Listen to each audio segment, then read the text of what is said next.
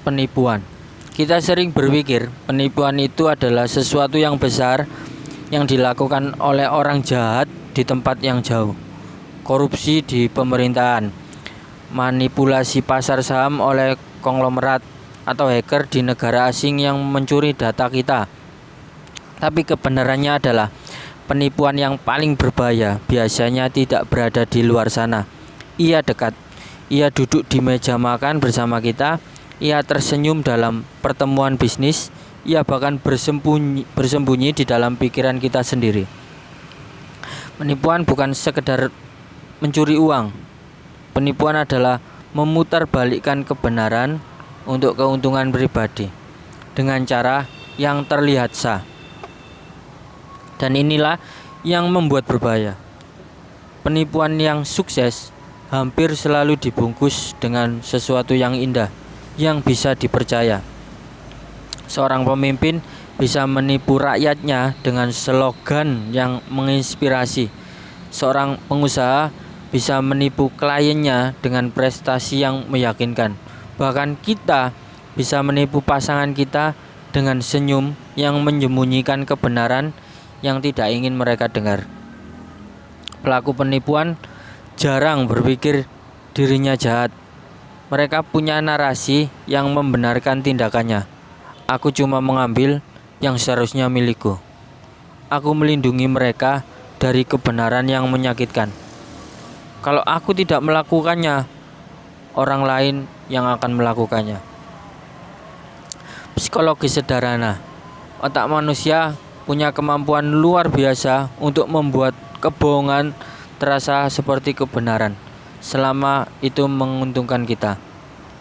Itulah mengapa penipuan sering dilakukan oleh orang-orang yang tampaknya baik-baik saja. Saya akan jelaskan 3 contoh level penipuan. Yang pertama, penipuan di kehidupan sehari-hari. Kita melihatnya di tetangga yang meminjamkan uang dan berkata akan mengembalikannya minggu depan, tapi tak pernah melakukannya. Di teman yang selalu bilang lagi di jalan, padahal baru mau mandi. Ini kecil, tapi jika dibiarkan, kita terbiasa dengan pola itu. Yang kedua, penipuan di dunia bisnis. Perusahaan mengiklankan produknya sebagai 100% alami, padahal mengandung bahan sintetis. Mereka tahu pelanggan akan percaya karena ada kata alami di kemasan. Ini bukan sekedar strategi marketing, ini memanipulasi kepercayaan. Ketiga, penipuan di politik dan kekuasaan. Janji kampanye yang tidak pernah dimaksudkan untuk dipenuhi, manipulasi data untuk menutupi kegagalan, bahkan krisis yang sengaja dibesar-besarkan agar rakyat mau menerima kebijakan yang menguntungkan pihak tertentu. Bahaya penipuan bukan hanya pada korban yang kehilangan uang atau reputasi. Bahaya terbesarnya adalah runtuhnya kepercayaan.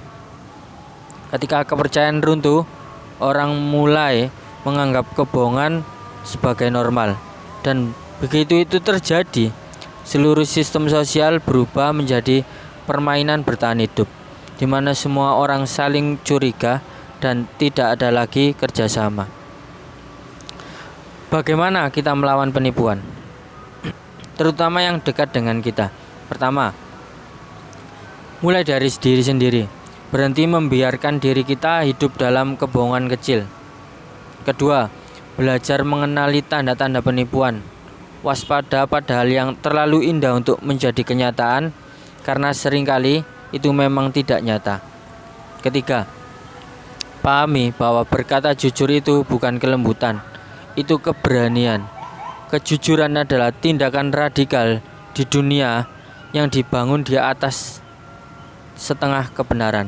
Itu adalah cara kita berdiri tegak dan menolak ikut bermain dalam permainan yang korup.